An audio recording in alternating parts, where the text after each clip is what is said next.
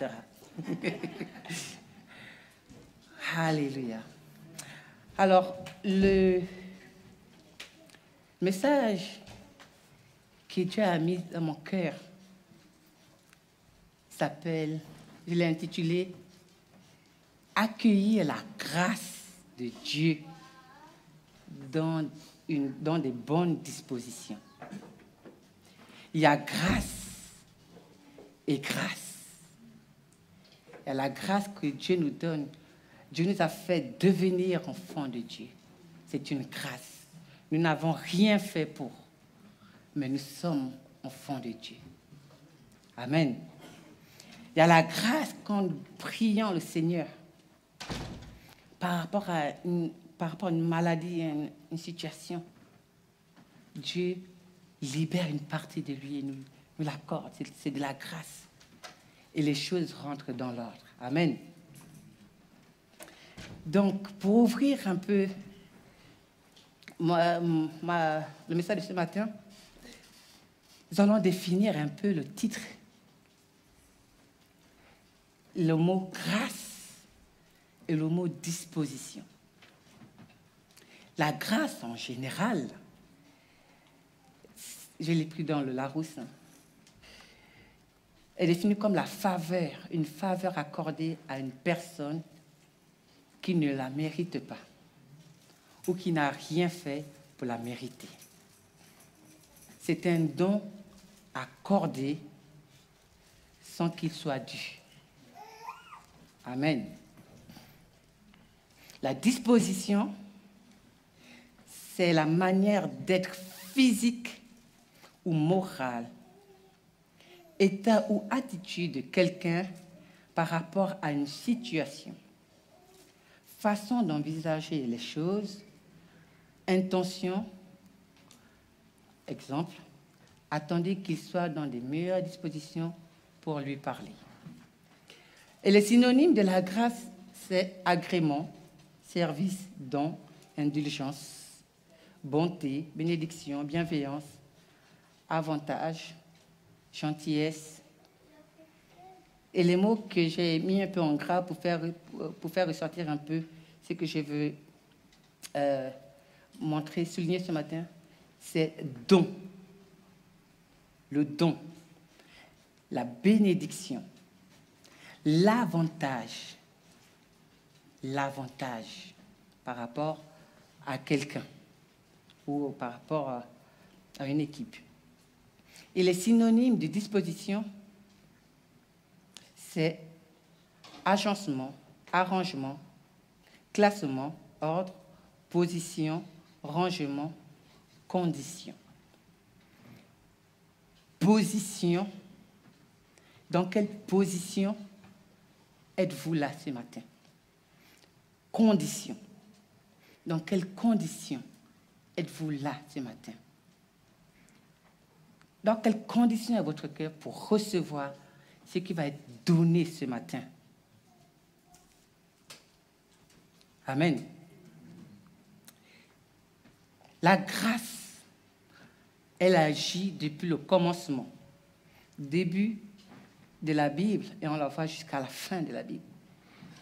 La grâce est là. Nous allons ouvrir nos Bibles dans Genèse 2, versets 4 à 7, et nous lirons, après je vais sauter, nous lirons le verset 15 à 17. La Bible dit ceci. « Voici les origines des cieux et de la terre. Quand ils furent créés, lorsque l'Éternel Dieu fit une terre et les cieux,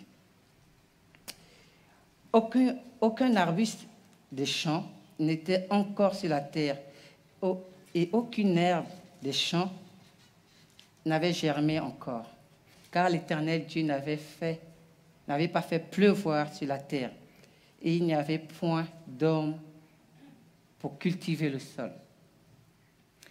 Mais une vapeur s'éleva de la terre et arrosa toute la surface du sol. Verset 7. L'Éternel Dieu forma l'homme de la poussière de la terre. Il souffla dans ses narines un souffle de vie et l'homme devint un être vivant. Le projet de Dieu, on le connaît tous, il a créé le ciel, il a créé la terre. Et la Bible, là, nous dit que comme il n'y avait pas encore d'homme, donc Dieu n'a pas fait pousser la verdure. Donc, ce n'était pas encore fonctionnel. Donc, l'homme était la condition pour que, la terre et les cieux puissent fonctionner.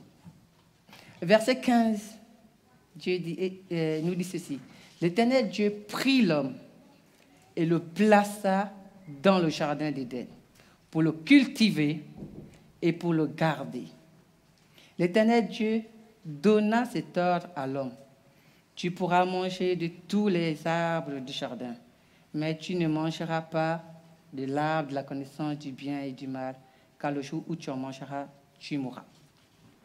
Donc, une fois que tout était prêt, tout était agencé, tout était bien disposé, Dieu fait grâce à l'homme de tout ce qu'il a prévu. Alors, il place l'homme dans le jardin. Et l'homme a la mission de s'en occuper. Et jusqu'à présent, nous avons évidemment la mission de nous s'en occuper.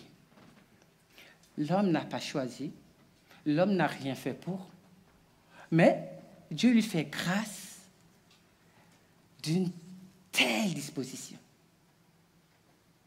Amen.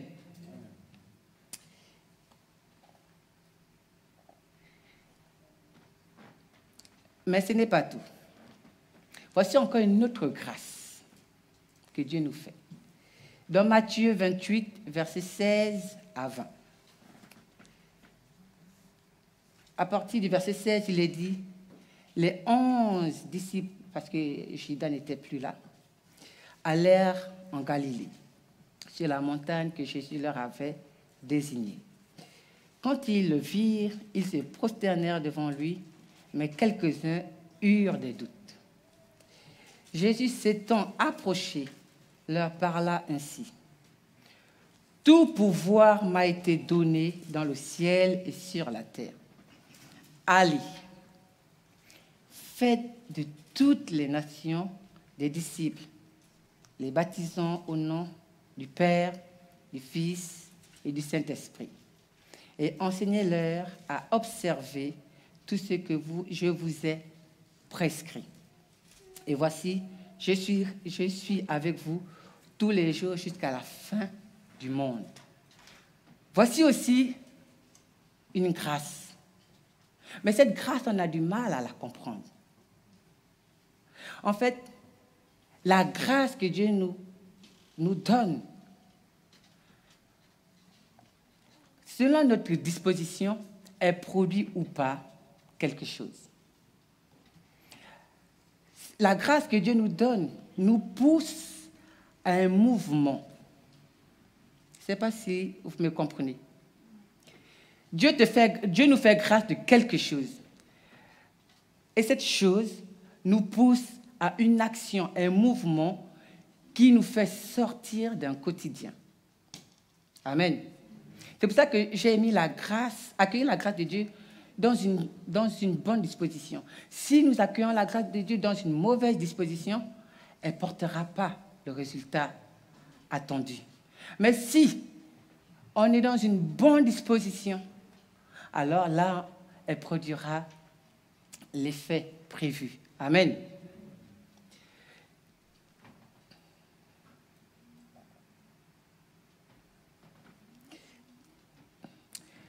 Et voici 4 histoires que nous allons lire. Nous allons lire pour voir un peu comment chacun a agi face à la grâce qui est venue auprès de lui. Jésus, chaque jour, le Seigneur, chaque jour, vient auprès de quelqu'un pour lui accorder une grâce différente de son quotidien. Parce que Dieu veut que nous allions plus loin dans ce qu'il a prévu pour nous. Si nous comprenons que ce que Dieu nous donne chaque jour nous pousse à un mouvement différent que celui d'hier, l'effet attendu va être produit. Mais qu'est-ce que Dieu attend de nous quand il nous confie quelque chose? À certains, il donne une grâce sans rien dire, sans donner d'indication. Et il y a d'autres qui donnent des grâces et il dit comment il doit agir. Donc, c'est comment nous on reçoit cette grâce qui donne le résultat. Amen. Amen. Donc, le résultat du message de ce matin dépendra de l'attitude et de la disposition de votre cœur. Comment votre cœur va accueillir ce qui sera dit ce matin. Amen. Voici, la grâce s'approche de quelqu'un. C'est l'histoire du possédé. Celui qui a été possédé par une légion de démons. Luc 8, verset 27 à 39 nous dit ceci. Verset 27. Lorsque Jésus fut descendu à terre, il vint au-devant de lui un homme de la ville qui était possédé de plusieurs démons. Il y avait là, dans la montagne, un grand troupeau de porceaux qui paissaient. Et les démons supplièrent Jésus de leur permettre d'entrer dans ces porceaux. Il les leur permit. Verset 33. Les démons sortis de cet homme entrèrent dans les pourceaux et les pourceaux se précipita dans les pentes escarpées du lac et se jetèrent dans le lac plutôt et se noya. Ils vinrent auprès de Jésus et trouvèrent l'homme de qui étaient sortis les démons assis à ses pieds, vêtu dans le bon sens. Ils furent saisis de frayeur. Donc, ceux à qui appartenaient les troupeaux sont venus voir un peu ce qui se passait. Ils voient Jésus, mais ils voient surtout le possédé qui est délivré. Il est bien assis, il est assis dans le bon sens, il est même vêtu correctement. Alors, ils ont été saisis de frayeur. Mais ce n'est pas ces personnes-là qui nous intéressent. C'est l'homme qui est possédé. Une fois qu'il a été délivré, l'homme dit ceci. L'homme de qui étaient sortis les démons lui demandait, donc demande à Jésus la permission de rester avec lui. Mais Jésus le renvoya en disant, « Retourne dans ta maison et raconte ce que Dieu a fait. » Il s'en alla et publia partout dans la ville ce que Jésus avait fait pour lui. Ça, c'est quelqu'un que Jésus a guéri. Et il décide, par la grâce qui lui a été accordée, de demander à Jésus de l'accompagner, donc d'être un disciple de Christ. Et Jésus lui dit, non, ta mission, la grâce que tu as reçue, maintenant, va la proclamer, va dire ce que Dieu a fait. Alors il est parti dans la ville, il publia ce que Dieu avait fait. Cette grâce a occasionné, a enclenché un mouvement, une révolte dans le cœur. Il a enclenché quelque chose de très profond chez la personne, au point que la personne désire suivre Jésus. Et que Jésus lui dit, non, voici ce que je te demande de faire. Et il ne s'est pas arrêté à réfléchir comment. Il est parti, il a publié. Et la ville où il a publié a compris, a connu ce que Dieu avait fait. Amen. Grâce, disposition, mouvement. Imaginons que Jésus a fait cela et il est parti. Le miraculé, là, l'homme possédé qui est guéri, il a reçu la grâce. Alléluia, Seigneur, merci de m'avoir guéri. On se voit une autre fois. La ville où il était n'aurait pas su. Et la gloire de Dieu n'aurait pas été révélée. Amen. Ça, c'est une histoire. Voyons une autre histoire. La femme samaritaine. Nous allons lire Jean 4, 15, verset 15 d'abord à 18 et après 28 à 30. Jésus vient, on connaît un peu bien l'histoire de la femme samaritaine. Jésus vient, il lui demande à boire. Et après, la femme discute avec lui. au niveau du puits. Il dit, nous, on va adorer là-bas. Jésus dit, non, c'est maintenant là-bas. Où le temps vient où les vrais adorateurs adoreront le Père en esprit et en vérité. Mais avant d'arriver là, la femme dit au Seigneur, parce que Jésus lui a dit, si tu connaissais celui qui te demande à boire, toi-même, tu lui demanderais à boire. Amen. Si tu connais la personne qui vient te dire, donne-moi à boire, toi-même, tu lui demanderais à boire. Amen. Et Jésus vient parfois nous demander à boire. Cette femme-là, on peut dire qu'elle est semi-chrétienne. Je ne sais pas si on peut dire chrétienne ou pas. Enfin, elle connaissait un peu la parole. Parce que quand elle va publier, elle dit, voici le Messie. Donc, elle a quand même la connaissance un peu de la parole.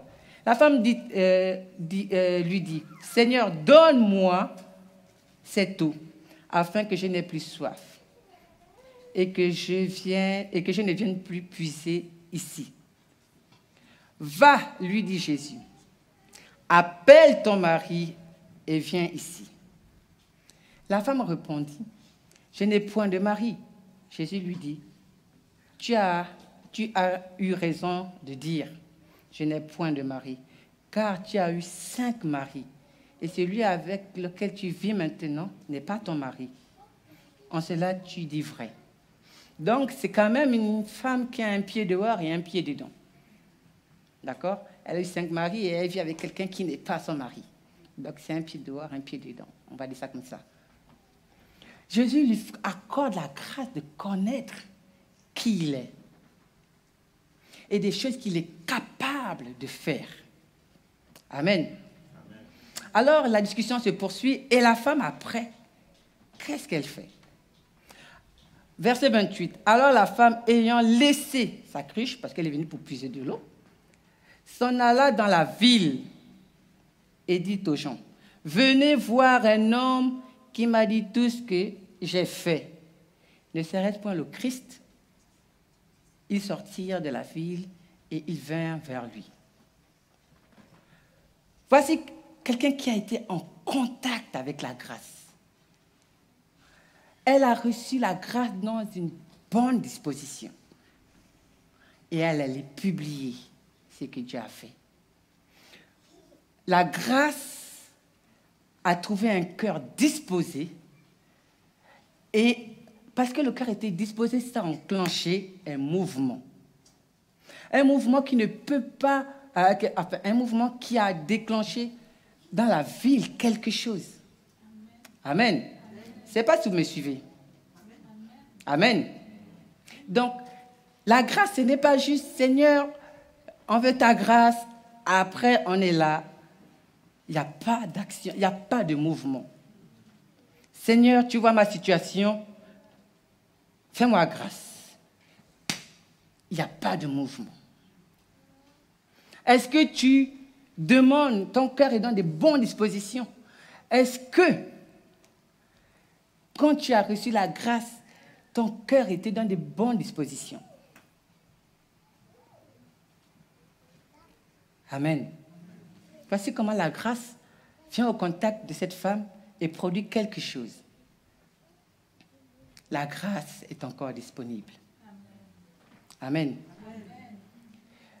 Troisième personne. Il y a beaucoup d'histoires, mais on va pas lire toute la Bible, on va prendre ces 4 personnes. On connaît tous l'histoire du jeune homme riche. Amen. Mais je vais quand même le lire. Donc Jésus s'en alla, il continue. Hein. La Bible dit qu'il allait de lieu en lieu, faisant du bien aux gens. Donc il arrive dans une vie où il a décidé de faire du bien aux gens. Amen. La grâce est disponible. Matthieu 19, versets 20 à 22, nous raconte l'histoire de ce jeune homme. Donc Jésus prêche, il parle, il enseigne, comme on l'a lu au début, il enseigne et il exhorte. Et le jeune homme, ce qu'il a de particulier, c'est que c'est quelqu'un qui est dans l'église. Le jeune homme lui dit, j'ai observé toutes ces choses, donc tout ce que Jésus a enseigné pour bien vivre avoir une vie chrétienne qui fonctionne, qui fait, il faut donner la dîme, les offrandes, l'enseigner, tout ça. Et cette personne dit au Seigneur, j'ai observé toutes ces choses. Que me manque-t-il encore? Jésus lui dit, si tu veux être parfait, va, vends ce que tu possèdes, donne-le aux pauvres et tu auras un trésor dans le ciel. Puis viens et suis-moi. Après avoir entendu ces paroles, le jeune homme s'en alla tout triste car il avait de grands biens. La grâce est disponible. La grâce vient auprès d'un chrétien. Je ne sais pas si vous voyez. C'est quelqu'un qui fait les choses dans l'église. Il est engagé. Il dit, quand on lit précédemment, Dieu enseigne la vie chrétienne. Il dit, moi j'ai fait tout ça, je donne les offrandes. Qu'est-ce qu'il me faut encore, Seigneur? Est-ce que c'est là où s'arrête la vie? La chrétienté, c'est juste venir à l'église, être enseigné, servir, donner les dîmes et les offrandes. Est-ce qu'il y a quelque chose en plus? Est-ce qu'il y a quelque chose en plus? C'est un mouvement en plus. Jésus lui dit, vends tout ce que tu as un trésor dans le ciel, viens et suis-moi. Donc, dans ce que Dieu lui demande, dans la demande de Christ, Dieu ne lui dit pas de ne plus être fonctionnel, il lui demande d'aller plus loin.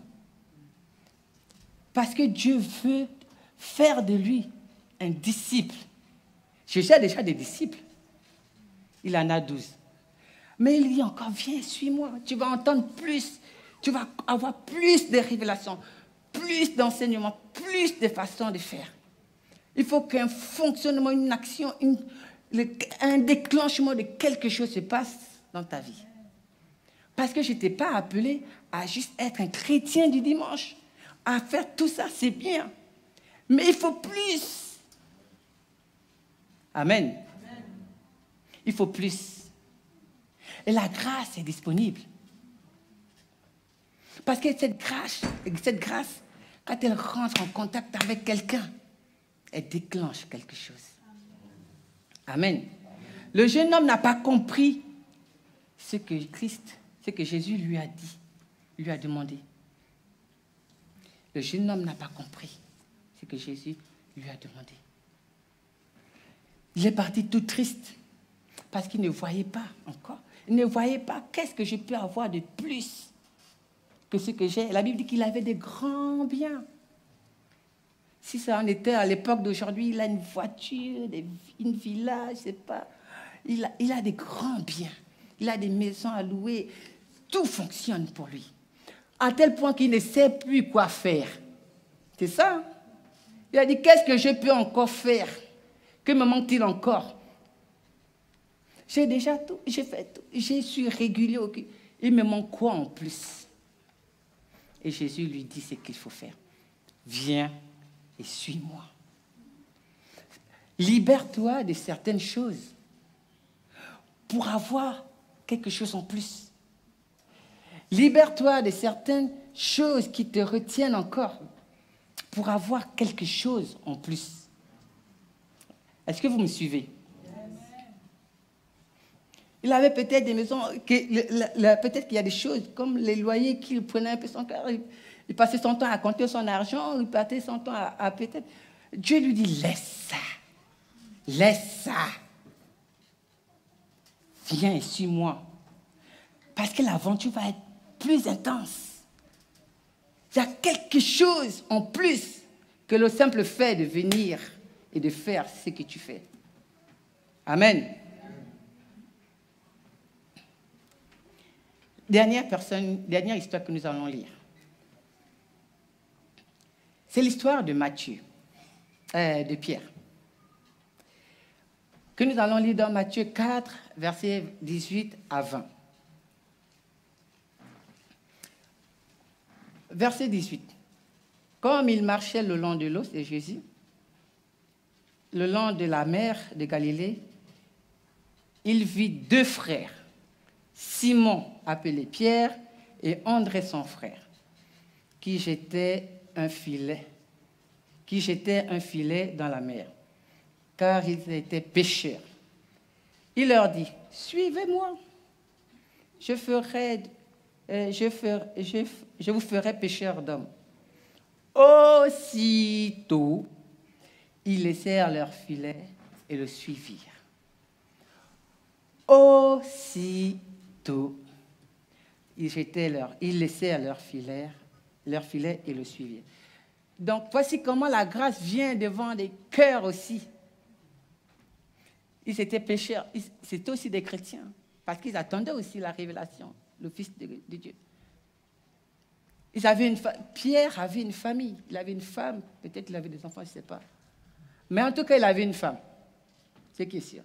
Donc, il avait des choses aussi qu'il devait laisser. Mais la Bible dit aussitôt, ils le suivirent. C'est que Pierre a suivi Jésus, mais il n'a pas quitté sa femme. Est-ce qu'il a quitté sa femme? Ils n'ont pas divorcé. La Bible dit que la maison de Pierre était même devenue le QG du Seigneur. Le jeune homme riche n'a pas compris ce que le Seigneur disait. Pourtant, c'est la même demande. C'est la même demande. Fais au jeune homme riche, laisse tout et suis-moi. Mais il a pensé au grand bien. Il n'a pas regardé à plus loin, à la grâce qui lui a été accordée. Il a regardé assez bien. Mais Pierre et André ont regardé différemment. Est-ce que vous me comprenez là? Ils ont eu un regard différent. Ils ont donné la priorité à la grâce qui est venue à eux. Ils n'ont pas laissé leur femme. Pierre, il est resté jusqu'à la fin, il avait toujours sa femme et sa belle-mère. Peut-être même qu'après, je ne sais pas, il a eu des enfants. Je ne sais pas, la Bible ne le dit pas. Mais en tout cas, il n'a pas laissé sa maison. Sa maison a été transformée en QG de Jésus. Il mangeait là-bas, il discutait là-bas. Jésus a même guéri la belle-mère de Pierre. Ce qui veut dire que la vie familiale fonctionnait encore. Amen. Mais Pierre est devenu disciple de Jésus. C'était plus un chrétien, comme un chrétien du dimanche.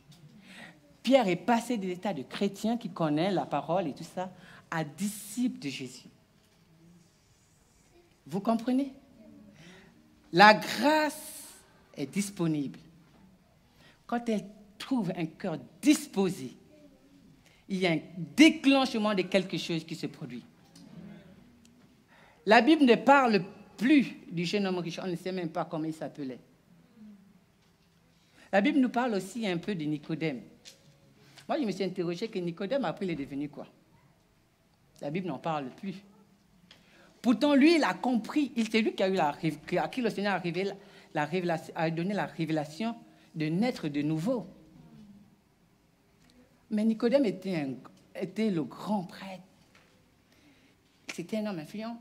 Et il est venu voir Jésus de nuit. Pourquoi? Parce qu'il avait peur de ce que les gens pouvaient dire. Donc, face à cette peur, peut-être qu'il a reçu la révélation, mais il n'est pas allé plus loin. Mais jusqu'où sommes-nous prêts à aller avec Christ? Chaque dimanche, nous rencontrons la grâce. Chaque dimanche, chaque jour dans notre quotidien, nous sommes en contact avec la grâce. La grâce est disponible. La grâce, ce n'est pas juste j'ai mal à la tête, je prie et puis je suis guéri. Alléluia, amen. Ce n'est pas juste je prie et le Seigneur, pour le travail, il m'a donné le travail et après, il n'y a plus rien. On continue à vivre comme avant. Un chrétien du dimanche.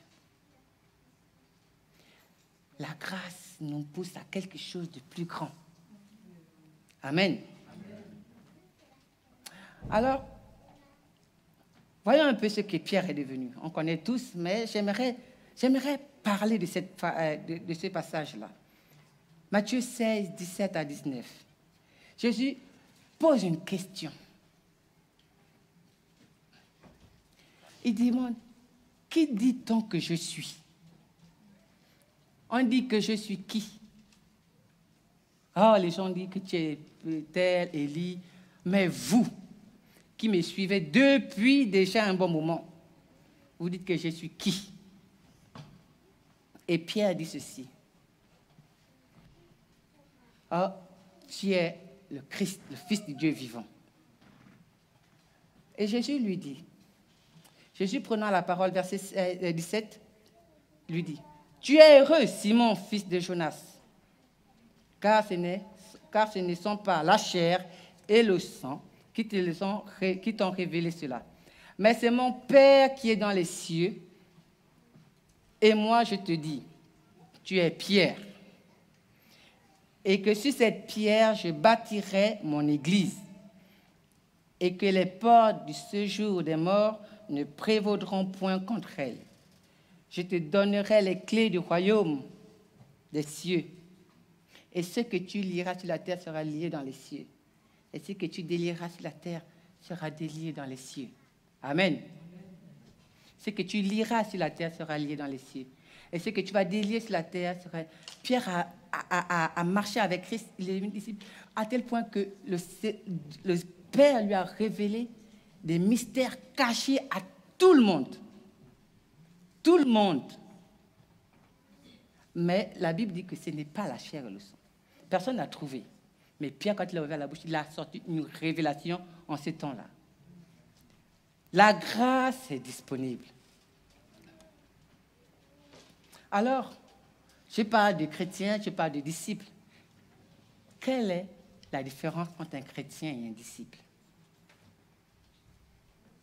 Et je suis allé chercher et j'ai pris des définitions un peu, tirées un peu de la Bible, de ce que le monde décrit. Un chrétien, c'est quelqu'un qui a la foi en Christ et qui a reçu le baptême. Si vous avez la foi et reçu le baptême, vous êtes chrétien. Qui est conforme à la doctrine enseignée par Jésus-Christ, à la morale qu'il a instituée, qui relève du christianisme, de la religion chrétienne. Donc, si tu as la foi et que tu as reçu le baptême, tu es chrétien, selon le dictionnaire. Mais alors, c'est quoi un disciple? Un disciple, c'est une personne qui suit l'exemple de quelqu'un qu'il considère comme son maître. Je vais relire. Un disciple, c'est quelqu'un qui suit l'exemple de celui qu'il considère comme son maître, qui adhère à sa doctrine, à une conception, un partisan infidèle, un adepte. On voit à lui le disciple de quelqu'un. Le disciple ce n'est pas un chrétien du dimanche. Le disciple, c'est quelqu'un qui va au-delà, qui répond à la grâce et qui actionne les mouvements pour atteindre le royaume de Dieu pour les autres. Jésus dit qu'il est venu afin que nous soyons tous la vie et la vie en abondance. Jésus dit que nous ferons davantage de choses et même de plus grandes. Jésus allait de lieu en lieu faisant du bien aux gens. Jésus faisait du social. Jésus était en action pour les autres. Jésus ne dormait pas dans les églises.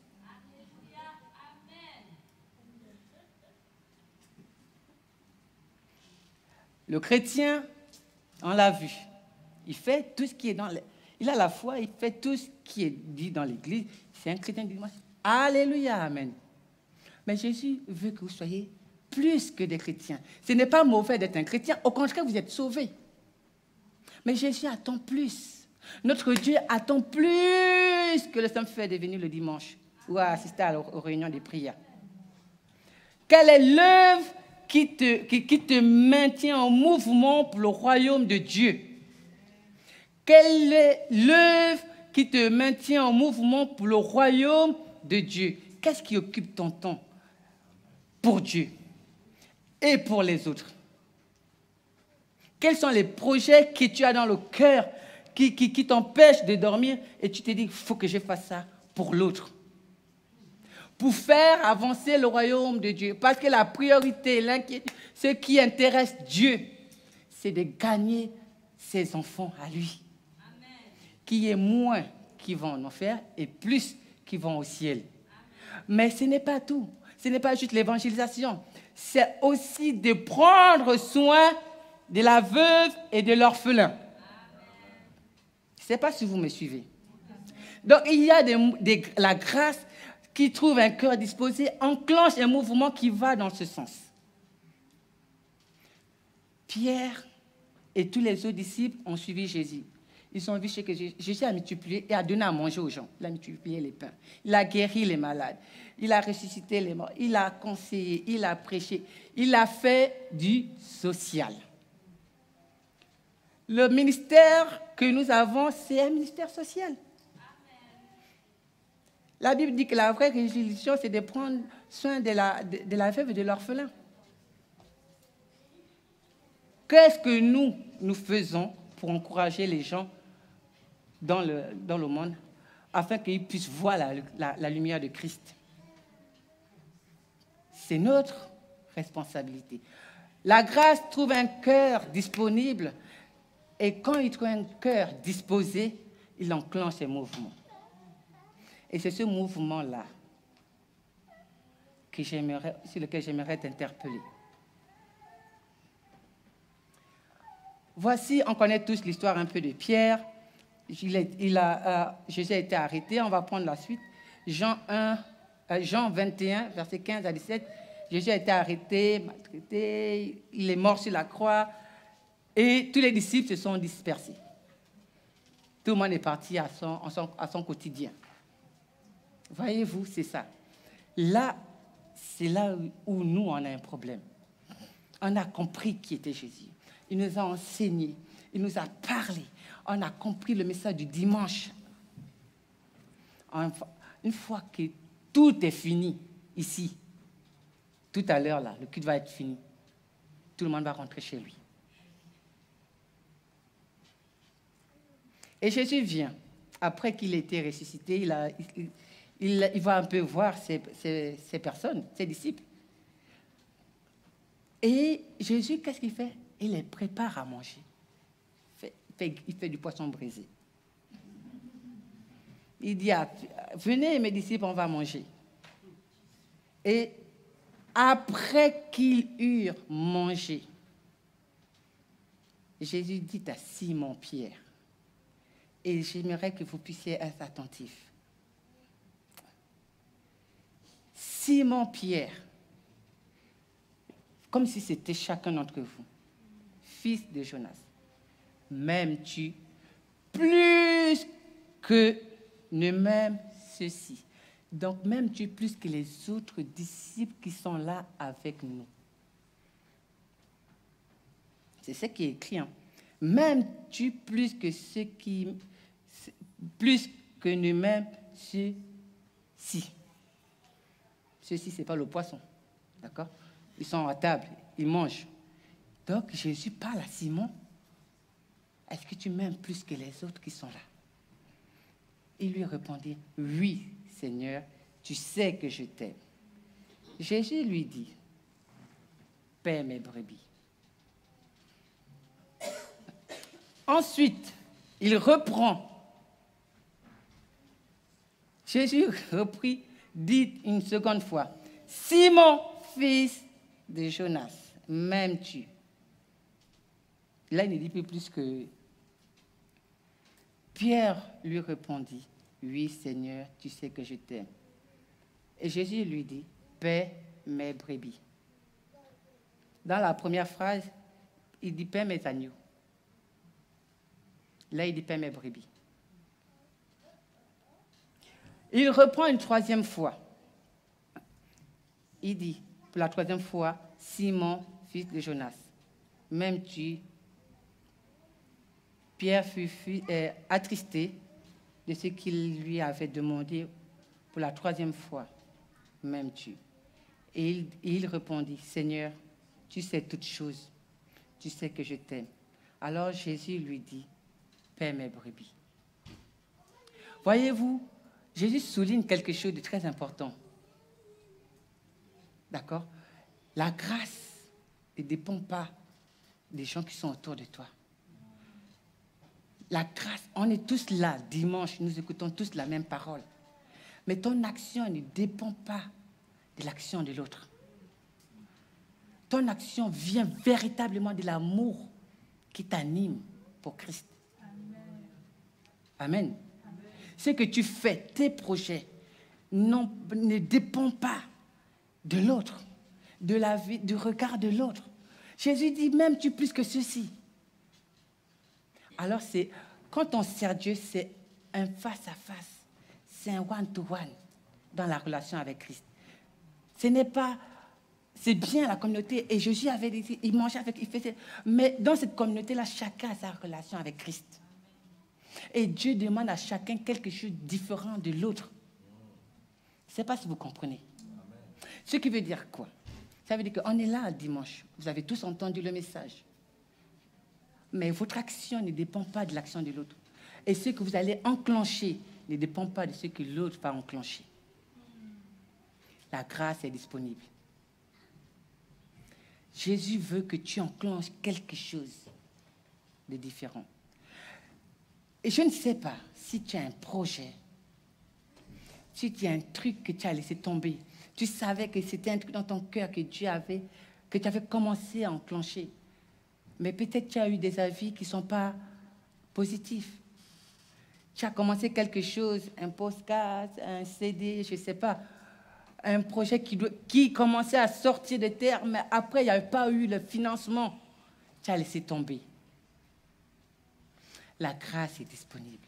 Parce que dans ton projet, pour l'œuvre de Dieu, il y a quelque chose dedans que Dieu a mis, qui va amener le monde et ceux qui ne connaissent pas Dieu à connaître Dieu.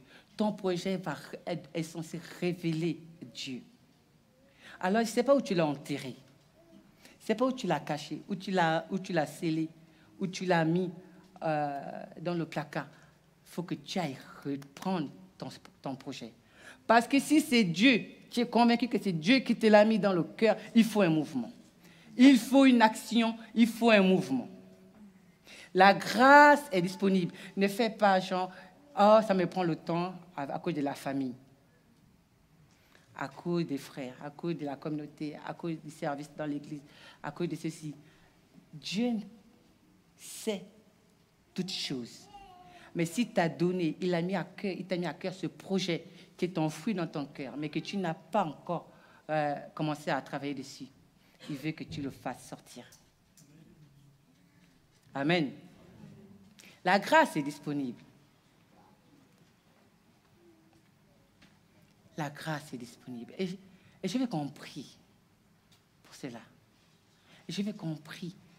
Et tu te mets devant ton projet.